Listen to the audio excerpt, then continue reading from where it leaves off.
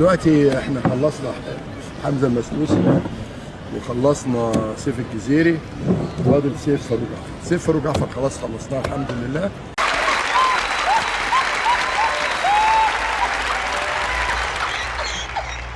انت بتضحك ليه يا عم انت؟ بيكذب. ده بيكذب؟ يا رب.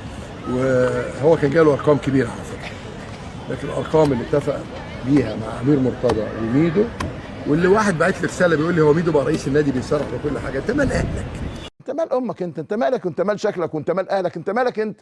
مش شغلتك انت خالص، مش حدوتك انت خالص، لا شغلك ولا شغل الست والدتك ولا شغل حد خالص.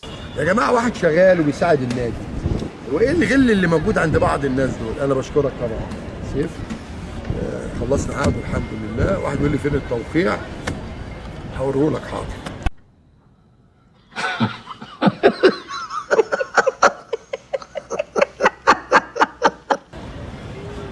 ومعاه طبعا وكيله استاذ حازم. استاذ حازم فيه عيب واحد وهو كرتون، اخلص من كرتون. تمام.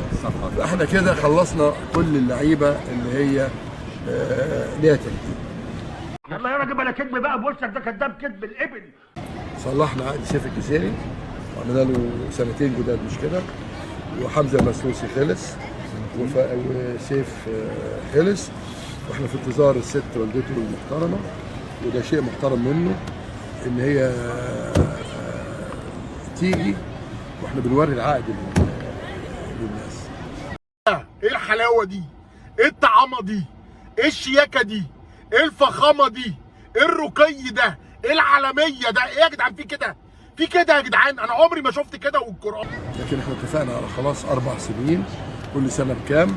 بشكره جدا جدا، بس جدا بشكر طبعا سيف المخلص لان ده ناديه، بصرف النظر عن مين والده. لا هو متربي في النادي يعني، حتى لو ابوه مش فاروق جعفر، لا هو اصلا متربي يعني طالع من 7 سنين. هو عنده 7 سنين. كنت عندك 7 سنين.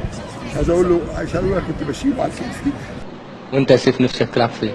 عايز العب في الاهلي، وبابا بقى ما يتكلمش عشان كل مره بيقول لي حاجه انا بسمع كلامه، في المره دي بقى هقول الله الحلاوه دي.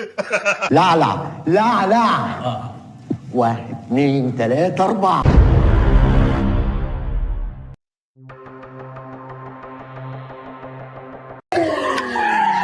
يا ابن اللعيبه، الواد ده كفاءه يا باشا. مين الواد ده؟